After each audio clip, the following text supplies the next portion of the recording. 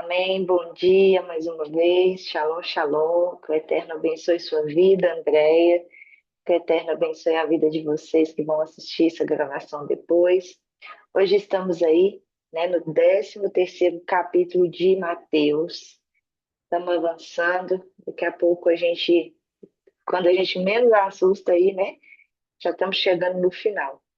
E hoje, antes de eu dar início aqui orando, amanhã, né, a partir das 18 horas, nós estamos entrando em um novo mês, que é o mês de Elu.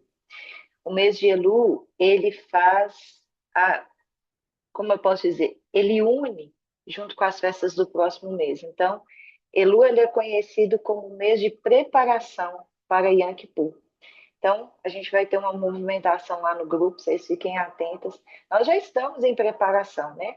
Aqui continuamente, todos os dias a gente está, mas em Elu tem alguns pontos mais específicos em que nós vamos trabalhar nessa temporada aí, tá bom? Só para deixar o recadinho aqui que eu ia falar isso ontem, acabei me esquecendo, tá? Agora quero convidar você para orar, a gente orar junto nesse tempo, apresentando diante do Senhor a nossa vida e ouvir, né, o que o Espírito Santo deseja nos ensinar nessa manhã. Pai, nós te rendemos graças nessa manhã, te agradecemos, Pai, bendizemos o teu santo nome, glorificamos o teu santo nome. Pai, obrigada por mais um dia. Obrigada, Senhor, porque o Senhor nos fez dormir bem, o Senhor nos fez acordar bem. O Senhor nos deu, Pai, mais um dia. O Senhor nos deu fôlego de vida, Senhor, para estarmos aqui. E só, Pai, por isso já é motivo, Pai, para nos alegrar no Senhor. Mas mais do que isso, nós nos alegramos não pelo fato daquilo que o Senhor pode nos dar, mas pela verdade de quem Tu és. Pai, em nome de Cristo Jesus, nos ensine a celebrar, nos ensine, Senhor, a estar grato em todo o tempo, em tudo aquilo, Pai, que o Senhor é, e não apenas, Pai, no que o Senhor faz. Pai, nós te agradecemos, Pai, pela tua presença, Senhor, em nosso meio. Pai, tua palavra diz que onde estiver dois ou três reunidos em teu nome, ali o Senhor se faz presente, o Senhor se manifesta. Pai, hoje aqui pela manhã estamos André e eu, Pai, mas com a certeza de que o teu Espírito, Pai, ele enche, Pai, todo o ambiente. Teu Espírito, Pai, preenche tudo. E nós queremos aqui, Senhor, de fato, nesse compromisso com o Senhor, estarmos, Senhor, alinhadas, estarmos, Senhor, posicionadas, postas, Senhor, posicionadas no tempo oportuno do Senhor, Pai, para ouvir a tua direção, para ouvir, Senhor, aquilo que está no teu coração. Não estamos aqui, Pai, por status, nem por nada disso. Estamos aqui, Pai, porque nós temos prazer, Pai. Nós temos prazer em te ouvir. Esse é o nosso anseio, esse é o nosso desejo. Então, Pai, nos ensina, dia após dia, Pai, a ouvir e a discernir a tua voz. Seja, Pai, ela da forma que ela vier, pois a tua palavra nos ensina que existem várias formas pela qual o Senhor fala. Mas, Pai, os nossos ouvidos precisam estar sintonizados, sincronizados, ó Pai, e bem perto, Pai, da tua voz, para podermos discerni-la. Por isso, Pai, o nosso propósito aqui pela manhã não é apenas, Pai, abrir uma sala no Zoom e falar algumas palavras. Não. Nosso propósito aqui, Pai, é conhecer o Senhor. Nosso propósito aqui, Pai, é estar permanentemente em tua presença. Nosso propósito aqui, Senhor, é todos os dias pela manhã termos, ó Pai, a certeza de que o Senhor preparou um banquete para nós. E nos primeiros minutos do nosso dia, Pai, a nossa primícia, Senhor, é estar à mesa com o Senhor. Pai, em nome de Cristo Jesus, eu oro, Pai, por aqueles, Senhor, que estão lá no grupo e que não puderam, Pai, por algum motivo, Senhor, estar aqui. Por causa de trabalho, por causa de outras, Pai, é, é, é, outros compromissos. E, Pai, eu oro, Senhor, para que nós possamos, em nome de Cristo Jesus, permanecer, Pai, fiéis, a tudo aquilo que o Senhor, Pai, a tudo aquilo que confirmamos e a tudo aquilo que o Senhor, Pai, tem nos entregado. O Senhor tem nos ensinado, Jesus. Muito obrigada, Pai. Obrigada, Senhor, por este tempo. Obrigada, Senhor, pela tua presença. Obrigada, Senhor, pela vida da Andréia. Obrigada, Senhor, pelo teu amor, Pai, que nos envolve nessa manhã. Assim, Pai, nós te agradecemos e pedimos ao Senhor, fale conosco, Senhor. Fale, Pai. Fale tudo aquilo que está no teu coração para nós essa manhã. Nos leva, Pai, a descodificar os enigmas, Senhor, do teu coração. Acessar, Pai, os tesouros ocultos, as riquezas encobertas, Senhor. Nos conduza, Pai, a termos, Pai, um coração ensinável, em nome de Cristo Jesus, diante da tua presença. Nós temos fome e sede, Pai, de te conhecer. Assim como Davi declara em Salmo 63. Todos os dias, quando eu entro aqui, Pai, pela manhã, eu me lembro de Salmo 63. Davi diz que pela manhã ele te busca. Davi diz que ele, em meio ao deserto, Senhor, seco, árido e exausto, ele contempla o Senhor. E ele tem fome e sede do Senhor. Até o sangue dele, Pai, na versão judaica completa diz, até o meu sangue por ti anseia. Pai, esse é o nível da nossa fome. Até o nosso sangue, Pai, por ti anseia, porque a tua graça é melhor do que a vida. Então, Pai, estabelece uma tenda de sabedoria, Pai, sobre as nossas cabeças nessa manhã, acompanhada, Senhor, de todo o temor do Senhor. Pai, alinha a nossa mente, Senhor. A cada manhã aqui, Pai, vem restaurando, vem transformando a nossa mente. Trazendo, Pai, libertação, Senhor, para a nossa mente. Através, Pai, da Tua palavra. Tua palavra, Pai, é o que nos limpa. Assim diz, Pai, o Senhor em João capítulo 15. E nós queremos, Pai, continuamente sermos limpas pela Tua palavra. Assim nós oramos e te agradecemos. Em nome de Yeshua. Amém, amém e amém. Então vamos lá? Mateus capítulo 13. Eu gosto muito de Mateus 13. Mateus, capítulo 13.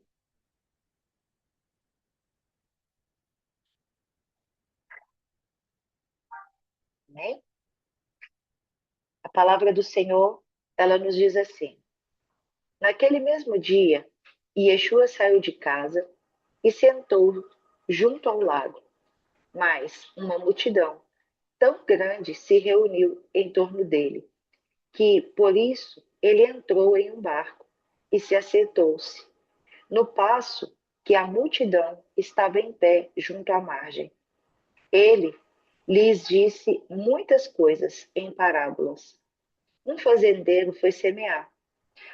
Enquanto lançava as sementes, parte dela caiu à beira do caminho, e os pássaros vieram e a comeram. Parte dela caiu em terreno pedregoso, onde não havia muita terra. Ela brotou logo, porque a terra não era profunda. Mas, quando saiu É, mas, quando saiu o sol, as plantas se queimaram e, pelo fato de suas raízes não serem profundas, secaram. Outra parte caiu entre espinhos que cresceram e sufocaram as plantas. Outra ainda caiu em boa terra, de boa colheita, 100, 60 e 30 vezes mais que a quantidade semeada. Quem tem ouvidos, ouça. Então os discípulos se aproximaram e perguntaram a Yeshua: por que você fala ao povo por parábolas? Ele respondeu: porque a vocês foi dado conhecer dos segredos do reino dos céus. Mas isso não foi lhe dado. Pois quem possuir algo, mais lhe será dado, para que possua em abundância. Mas quem não tem, mesmo o que tiver, lhe será tirado. Esta é a razão de eu lhes falar em parábolas. Eles olham sem ver, escutam sem ouvir ou entender. Isto é, nele se cumpre a profecia de Isaías que diz: Vocês sempre ouvirão, mas nunca entenderão. Ainda que vejam, jamais perceberão. Porque o coração deste povo tornou-se insensível, seus ouvidos quase não ouvem, seus olhos estão fechados, para que não vejam com os olhos, ouçam com os ouvidos e entendam com o coração. Façam techuvá, para que eu os cure. Mas vocês, quão abençoados são! Quão abençoados são seus olhos, porque veem, seus ouvidos, porque ouvem. Sim, de fato, eu lhes digo que muitos profetas e justos desejaram ver o que vocês estão vendo, mas não viram, e ouvir coisas que vocês estão ouvindo, mas não ouviram.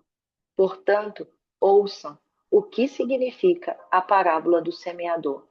Quando alguém ouve a mensagem do reino e não a entende, assemelha-se à semente que caiu,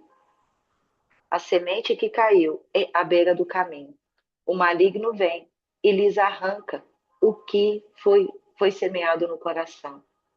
A semente plantada em terreno pedregoso assemelha-se à pessoa que ouve a mensagem, logo aceita com alegria, mas não possui raiz em si mesmo. Portanto, permanece pouco tempo.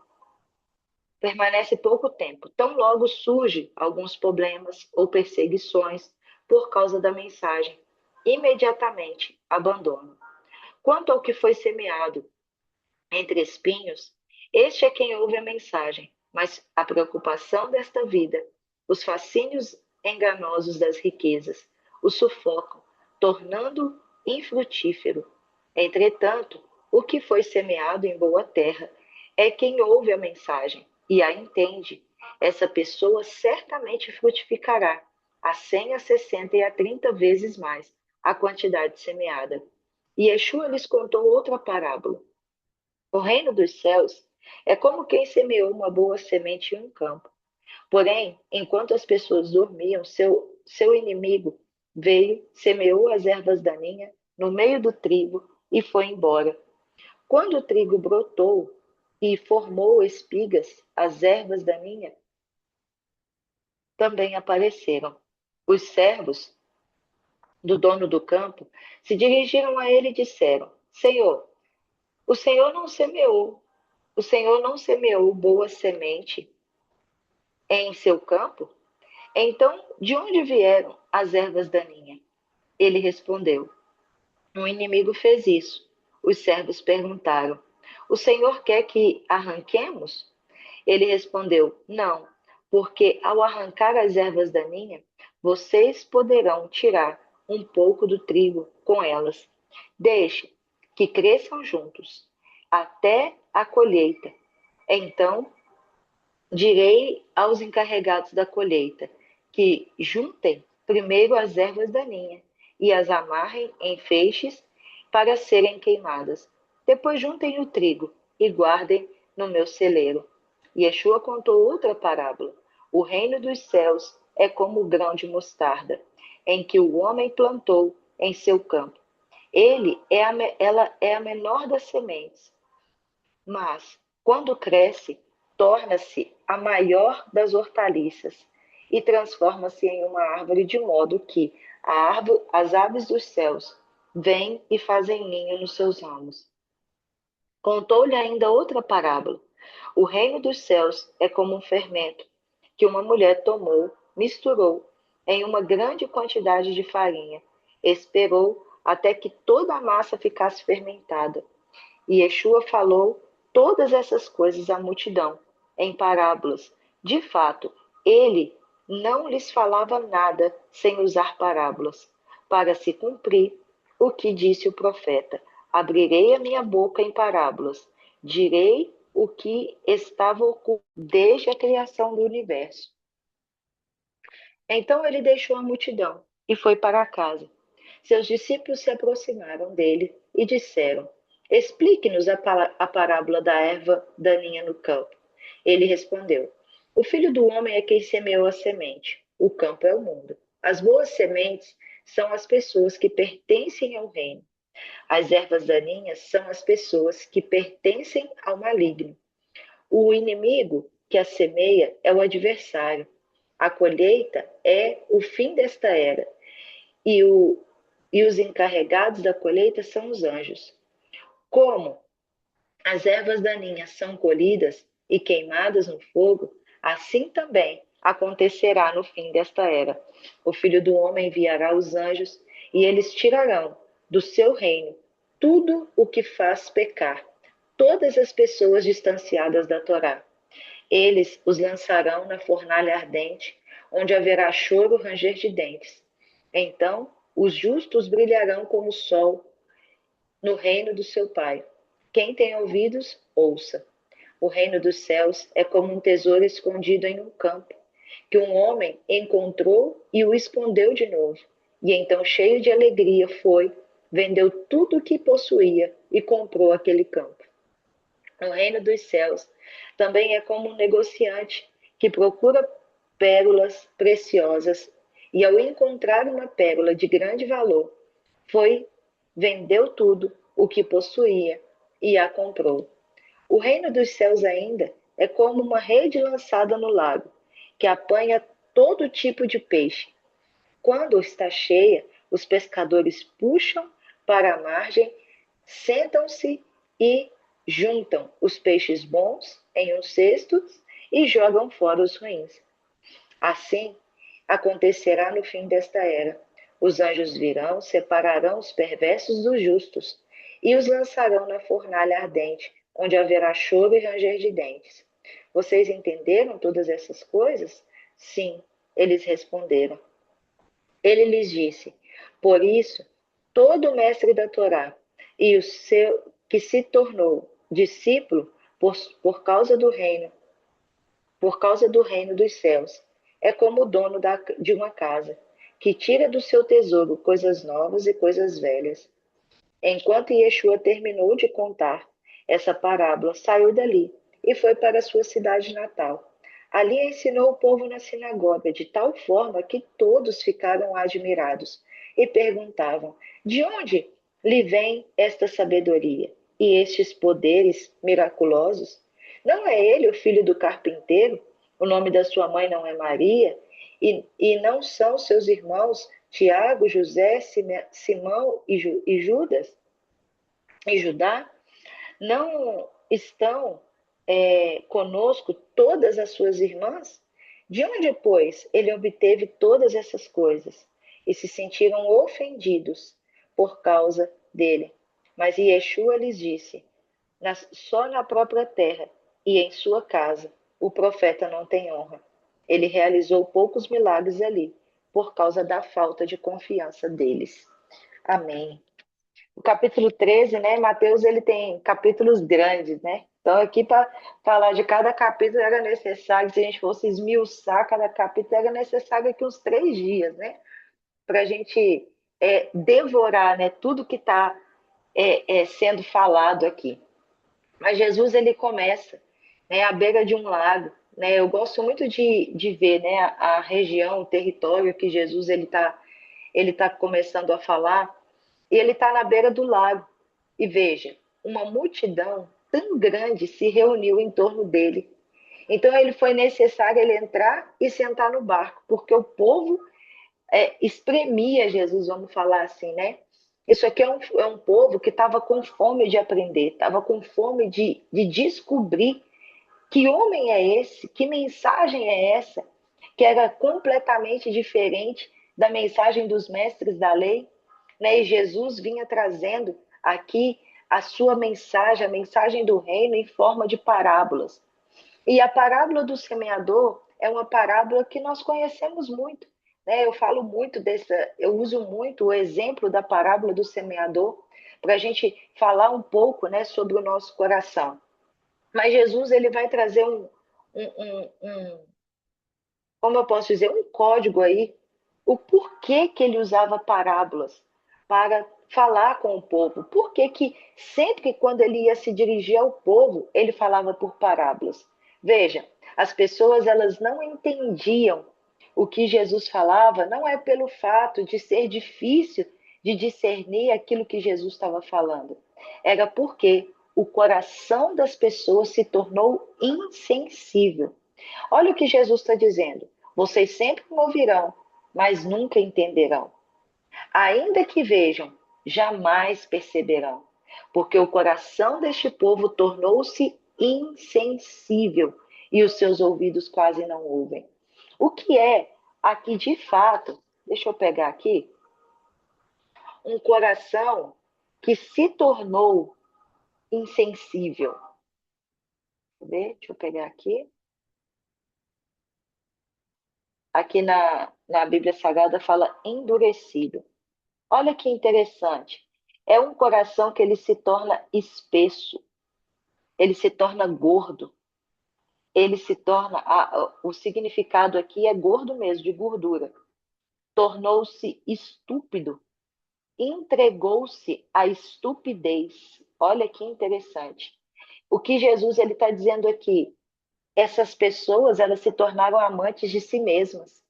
O que é uma pessoa gorda? Ela alimenta só para si, ela não compartilha. Né? Aqui eu estou falando no sentido do que Jesus ele está pontuando aqui, né? De um coração insensível, ou seja, é aquele coração que ele vai recebendo, ele vai recebendo, ele vai recebendo, ele vai recebendo. Há quanto tempo essas pessoas estão ali em Israel e não é só pelo fato de Jesus as ensinar. Elas ouviam todos os dias, ou mais específico aqui nos Shabats, a leitura da lei de Deus, mas o coração dessas pessoas se tornaram insensíveis. E aqui é que é o foco, né, do que eu entendo que o Senhor está começando a nos dizer aqui.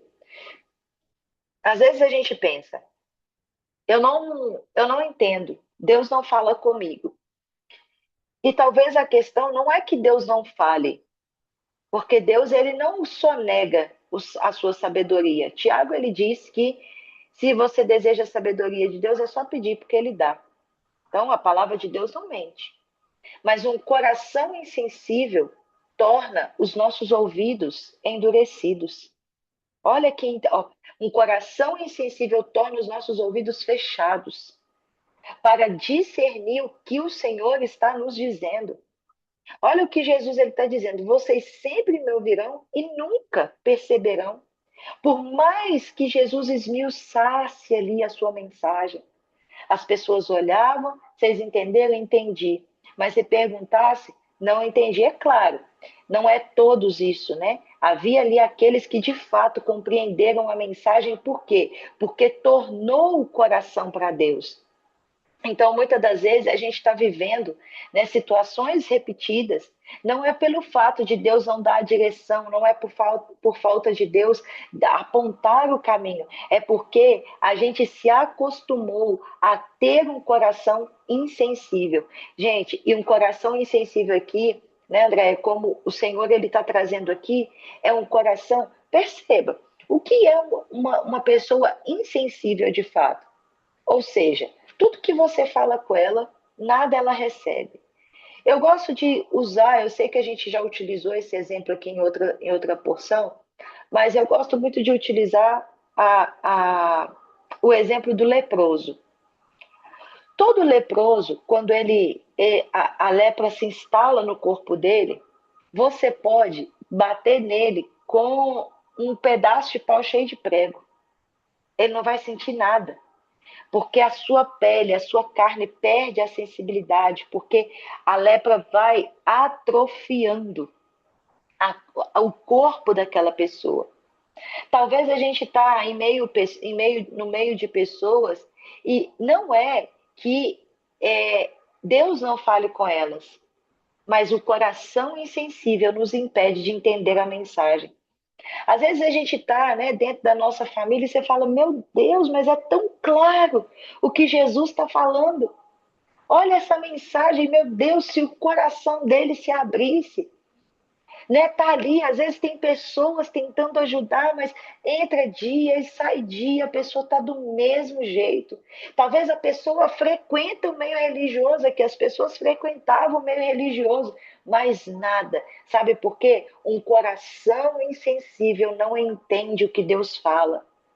Mas Jesus, olha que interessante. Um coração insensível não entende o que Deus fala. Os ouvidos, eles quase. Olha que legal isso aqui. Nunca tinha parado para prestar atenção nesse detalhe. Os ouvidos quase não ouvem. Jesus não está falando, eles são surdos completamente. Não, é quase não ouve. E se é quase não ouve, é porque não é que Deus está fechando a porta da oportunidade de que esses corações se voltem para Deus. Aqui, e aqui é que fica pior. Por quê?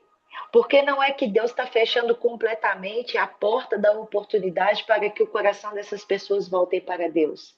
Se quase não ouvem, quer dizer que ouvem um pouco. Você concorda comigo, Andréia? Ela ouve um pouco, alguma coisa entra no coração, entra no ouvido daquela pessoa. Mas aqui, sabe o que ela vai fazer?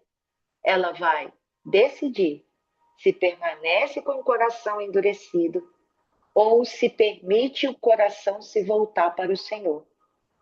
Ou seja, ainda aqui há um direito de escolha.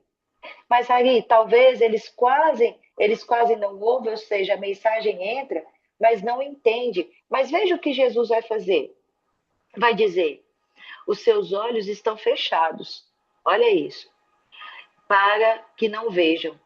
E os seus ouvidos para que não ouça com os ouvidos e entenda com o coração. Aqui a gente volta, né, no mesmo ponto que a gente falou outro dia. Tem a informação, mas não tem a revelação, né? Mas Jesus vai trazer aqui já um antídoto. É muito interessante a forma com que Jesus ensina. Olha o antídoto aí. Faça o caminho de volta. Ué, mas Ari, se eles não ouvem, se eles não entendem, aqui que entra o ponto do detalhe do que Jesus está dizendo. Quase não ouvem. Agora, se ele clamar, Senhor, me leva a um nível de arrependimento, Senhor, me conduz a voltar o coração para o Senhor, porque o techuvá aqui não é apenas arrepender. A palavra techuvá aqui, quer ver?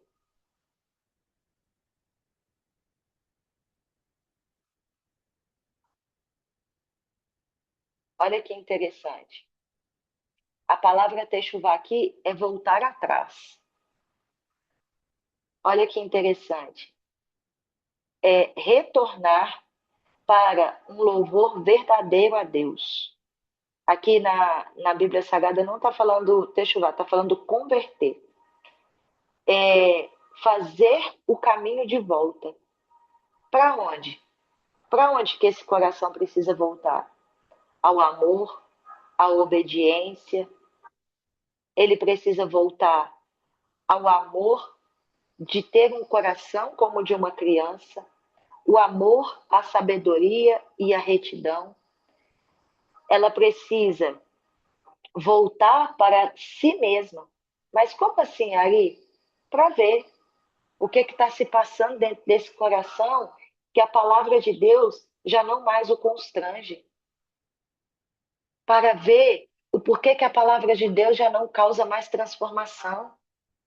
Porque são pessoas que estão no mesmo ambiente, né? Nós temos, o pastor tem falado muito disso lá na igreja. São pessoas que vai com o corpo, mas não levam a alma. Pessoas frias, endurecidas, insensíveis.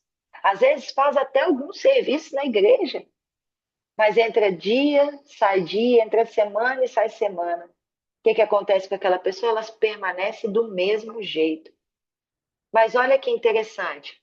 Jesus ele deixa aqui o antídoto que ele tá falando. Olha, façam o caminho de volta, se arrependam para que eu os cure. Ou seja, se essa pessoa precisa de cura, Se esse exemplo de Jesus aqui é para trazer a essa pessoa que ela precisa de cura, isso quer dizer que esse coração já se tornou enfermo, adoecido, por se tornar o seu próprio Deus, por fazer a sua própria vontade, por executar apenas sua própria necessidade. Aqui, esse coração insensível, aqui a gente pode usar várias coisas: orgulho, ganância, soberba, egoísmo, que são ramificações de um coração endurecido, que são características de um coração endurecido, mas Jesus ele está dizendo aqui, olha, torne seu coração para mim e permita com que eu os cure, permita com que eu te restaure, permita com que eu te dê um novo coração. Eu acho incrível que nos profetas a palavra vai dizer assim, que a palavra do Senhor ela é como um martelo que esmiuça a penha. Talvez a gente esteja, né, vivendo situações como essa. Esses dias uma pessoa chegou para mim e falou assim: Nossa, Arielle, eu estou muito orgulhoso. Nossa, tá muito difícil de me dobrar, de me prostrar. E de fato, eu falei, e eu até cheguei a comentar, eu falei assim: olha, o primeiro passo é reconhecer. Agora, o que você vai fazer com esse reconhecimento é determinação sua. Porque eu posso reconhecer, mas decidir não me entregar. Porque o que trata um coração endurecido?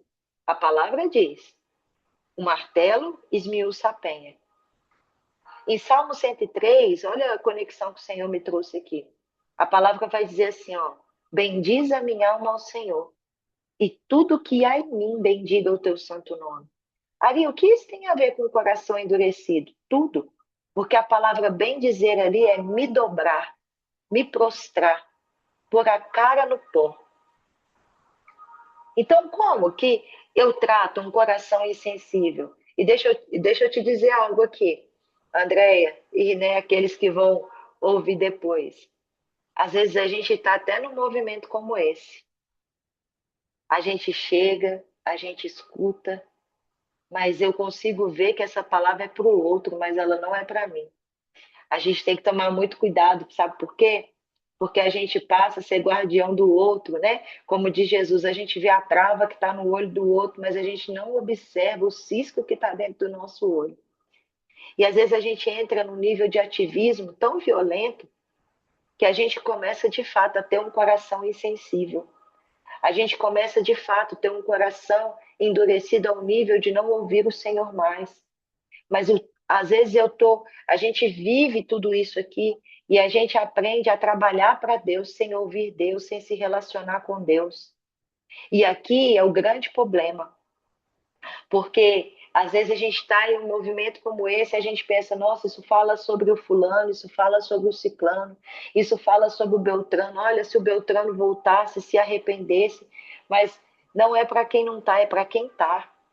E o que o Senhor ele está dizendo é, como que está o coração? Qual é o nível de sensibilidade? Qual é o nível de aproximação? Porque eu preciso de estar sempre perto de Jesus. O homem não se arrepende sozinho. Aqui, o que Jesus ele está falando é: façam o percurso de volta, façam o techuvá, mas isso é só por meio do Espírito Santo. Não há sacrifício de animal, não há nada, nada, nada, nada disso, se não é o Espírito Santo. E o sangue do Cordeiro, a graça de Deus, para nos levar ao arrependimento, nem para nos arrepender a gente presta. E eu acredito que essa tem sido a mensagem dos nossos últimos dias. A gente se tornou tão conhecedores, tão escravos do saber. Eu sei que a palavra fala sobre isso, é a palavra de Deus diz. A palavra de Deus diz. Sim, está escrito na palavra de Deus. Mas aquela palavra eu uso para trazer confronto sobre o outro, mas ela já não mais me transforma, porque eu fiquei insensível àquilo que Deus está falando. É por isso que eu faço até uma oração, né?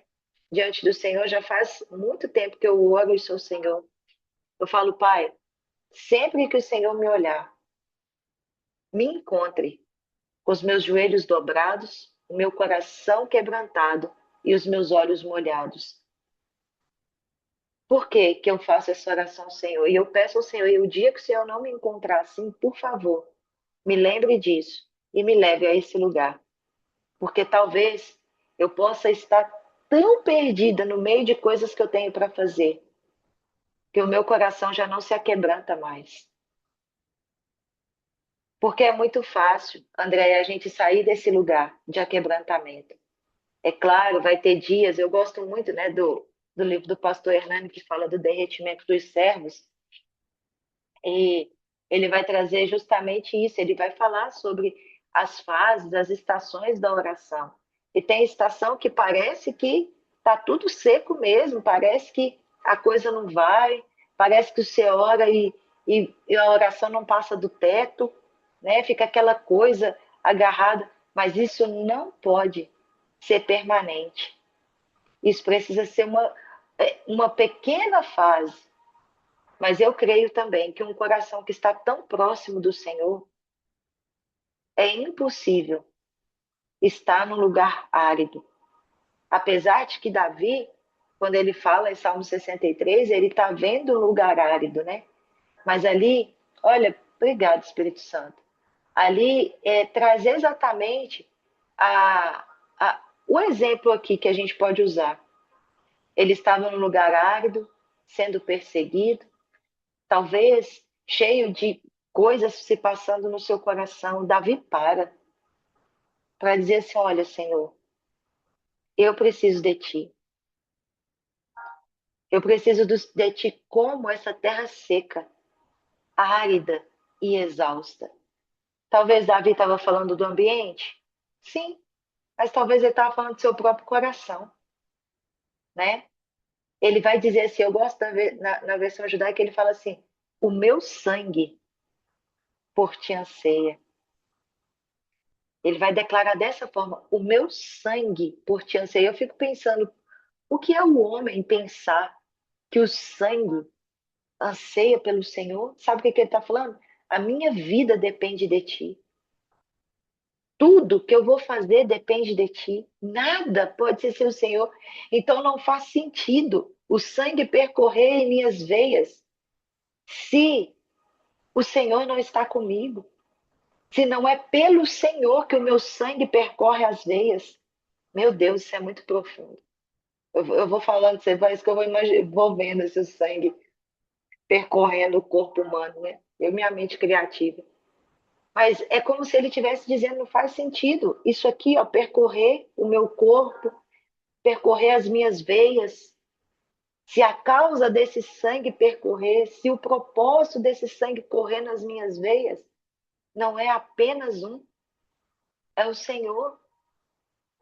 E aí ele vai falar, olha, eu aqui estou no lugar da adoração. E agora eu bebo da tua força e da tua glória. Em teu generoso amor, Senhor, eu estou vivendo. Talvez de início, quando ele começa a sua oração, agora eu entrei aqui na versão a mensagem, né? Mas quando ele começa a sua declaração, talvez não seja aquilo que ele estivesse sentindo. Mas sabe o que que Davi, ele aprendeu? A condicionar, a sujeitar a alma e o coração dele aos pés do Senhor. Às vezes vai ter dias que situações acontecem. Às vezes vai ter dias que tudo acontece para que a gente não tenha esse tempo de derramar aos pés do Senhor. E mas Davi, ele estava criando uma oportunidade, mesmo em meio à perseguição. Quem está sendo perseguido tem tempo de parar? Não tem. Mas ele estava dizendo, ó, o que o meu corpo físico está vivendo indifere de onde o meu espírito está e o meu espírito está em ti. E às vezes a gente se acostuma tanto nesse coração insensível que a única coisa que a gente faz diante de Deus é pedir. Pedir, pedir, pedir, pedir, pedir, pedir, pedir. Deus faz isso, Deus faz aquilo outro, aquilo outro, aquilo outro, aquilo outro. Eu já falei isso várias vezes. Mas a gente não para ouvir as batidas do coração do Pai. Certo tempo eu até citei aqui, né? referente a um filme que eu tinha visto, esqueci o nome do filme, mas que eu até citei sobre os ouvidos de ouro. O rapaz tinha ouvidos de ouro, e ele trabalhava no submarino, e tudo que acontecia no submarino era ele que tinha que identificar, porque o ouvido dele era tão sensível, que o mínimo do ruído que ele pegava era uma chave para mudar todo o curso daquele submarino. E é tão interessante isso, que é esses ouvidos que o Senhor tem buscado nesses dias. São os ouvidos de ouro. São os ouvidos que se prestam a investir tempo, a ficar tão pertinho do Senhor, a ouvir os sussurros do coração dele. Né? Nós temos falado aí, o Senhor deu uma porção para nós, né? Sobre a questão dos ouvidos, né? Da audição, da frequência da voz de Deus. E meditando nisso, eu falava que o Senhor trazia ao meu coração exatamente isso. Por quê? Porque se a gente não ouve a Deus, o nosso coração vai se tornando o quê? Endurecido. Mas Ari, eu oro, né? Eu faço lá meu tempo de oração, eu declaro a palavra, mas e o aquebrantamento? Porque eu orar é eu falar com Deus. Mas e quando eu me presto a deixar com que Ele fale comigo? Quando a gente para falar assim, Senhor, tô aqui, ó. Aí, de repente, não sei se já aconteceu com você, Andréia, e eu acredito que sim. Se não aconteceu, experimente. Você para assim, ó. Você fica uns minutinhos. Aí sua mente vai tentar ir para tanto lugar. Mas aí você começa a falar, a orar em línguas. E aí, de repente, começa a vir um choro lá do fundo do seu coração que você nem sabe por que você está se quebrantando. Mas é simplesmente, bom, eu creio que é assim, ele dizendo assim, ó, ei, eu tô aqui. E pelo simples fato dele estar, meu Deus, só de eu falar isso me dá vontade de chorar. Pelo simples fato dele estar, meu coração já se derrete todo diante da presença dele. E aí é todas aquelas petições, todas aquelas perguntas, tudo aquilo que a gente vai falando, tudo isso perde o valor pelo simples fato dele dizer, ei, eu tô aqui, ó. E aí, quando você vai ver, já se passaram minutos e mais minutos, e você está chorando na presença dele, você não sabe por que você está chorando na presença dele. Mas é por quê? Porque a presença dele causa isso, aquebrantamento. Em Lucas capítulo 7, a palavra de Deus, a partir do versículo 36, vai falar da mulher. Gente, eu amo essa história. Toda vez que eu falo de oração, eu me lembro dela. Ela está entrando numa casa em que Jesus se fazia presente. E ela não teve outra ação. A Bíblia diz que essa mulher não falou nada.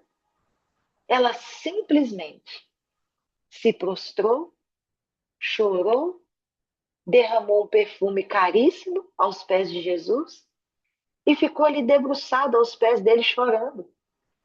E ela chorava tanto, tanto, tanto, que ela chegou a lavar os pés de Jesus com as suas lágrimas. E como ela não tinha um pano, ela não tinha uma toalha, ela solta os cabelos para enxugar os pés de Jesus. Sabe o que é isso? É a adoração que independe das circunstâncias ou do que eu tenho para adorá-lo. Eu adoro a Ele do jeito que eu sou, do jeito que eu estou. O que aquela mulher tinha? Lágrimas, um coração rendido e quebrantado e um cabelo solto.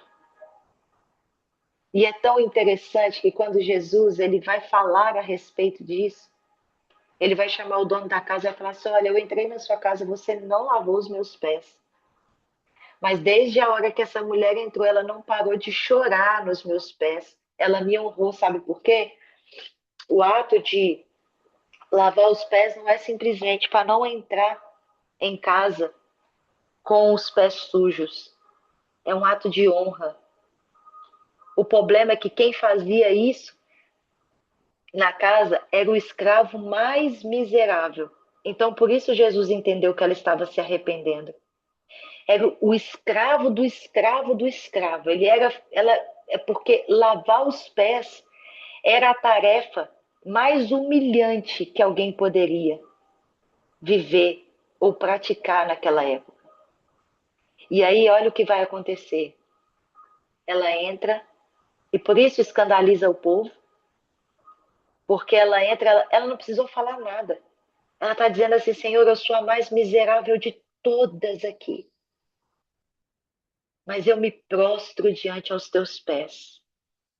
E só de estar na tua presença já me vale mais do que esse perfume caríssimo e já me vale mais do que qualquer outra coisa nesse mundo. Isso aqui me basta. Era essa a mensagem que ela passou. E Jesus vai dizer, ele vai falar: Simão, você não me deu o cumprimento do ósculo santo, que é o beijo no rosto que o anfitrião da casa tinha que dar para quem estava chegando. Mas essa mulher não para de beijar os meus pés. Sabe o que ele estava dizendo? Ela não se importou, porque os meus pés estavam sujos. O que ela desejou e ela conseguiu foi a minha presença. E Jesus vai dizer: porque quem muito ama, muito é perdoado. Mas quem pouco ama, pouco é perdoado. E aqui está a diferença, e eu encerro. Aqui está a diferença. Como eu sei que eu muito amo? É o quanto eu estou disposto a entregar aos pés dele. Talvez tudo, né? Tudo. Então, ali não é apenas o valor de um perfume, é o valor de uma vida que enfrentou tudo, simplesmente para beijar os pés de Jesus. E ela sai dali com seus pecados perdoados. Então há uma diferença entre um coração sensível e um coração insensível. O coração insensível, ele sempre vai ter uma desculpa para não fazer. Mas o coração sensível, tudo ao redor dele é uma oportunidade para fazer. Uau! Obrigada, Jesus, por esse entendimento. Então, que nós tenhamos esse coração, e Jesus ele vai encerrar aqui, nós de novo, né? Começo e fim da passagem. O meio sempre fica, né? Ô, Jesus. Depois nós vamos ter que ler Mateus só para ler o meio das passagens de Mateus, para falar delas. Jesus vai dizer aqui que no final disso tudo ele volta para sua terra natal. Veja bem. Primeiro ele está num lugar que as pessoas têm um coração endurecido. Agora ele vai entrar em um lugar que as pessoas conhecem Jesus, mas conhecem o Jesus homem. E é interessante que primeiro aqui ele vai falar assim, olha, e elas ficaram admiradas com o que Jesus fazia. Mas logo depois pensaram, né? Esse não é filho de Maria, de José o carpinteiro? Como que ele está fazendo isso tudo aí? Onde que ele aprendeu isso? E o texto vai terminar dizendo que de admiradas elas passaram a ofendidas. Aqui mostra de novo dois corações. Um que crê, mas admiração não traz transformação. Eu posso admirar algo e aquilo não mudar em nada a minha vida. Nossa, muito legal essa cortina que está atrás da Andréia. Mas o que é que muda na sua vida? Nada. É linda, mas nada. E ali vai dizer que Jesus não pôde fazer muitos milagres ali, porque o coração se ofendeu, endureceu. Então, um coração endurecido me impede de viver aquilo que Deus deseja me entregar. Um coração endurecido me impede de viver, de ver, de ouvir, de sentir. Por quê? Porque ele não recebe nada. Agora, eu fecho aqui com o versículo 44 de Mateus 13. E de fato eu fecho. O reino dos céus é como um tesouro escondido no campo. Gente, eu acho lindo isso aqui.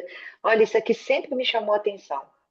Aqui na minha Bíblia ele está marcado, ele está riscado, ele está marcado de caneta, de marcador de texto, porque eu acho lindo essa fala de Jesus. O reino dos céus é como um tesouro escondido em um campo. O homem o encontrou e o escondeu de novo. Olha isso, ele encontra o reino, ele traz o reino para dentro dele, ele esconde. E tão cheio de alegria, o que ele faz?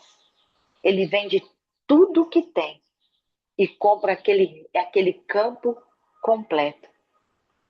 Veja, entre um coração insensível que não entrega nada, sempre vai ter o contraposto de um coração tão, tão quebrantado, tão alegre por viver o reino de Deus e conhecer Jesus, que tudo o que ele tem, ele vende, ele entrega somente para ter Jesus. Então, essa é a mensagem desse dia.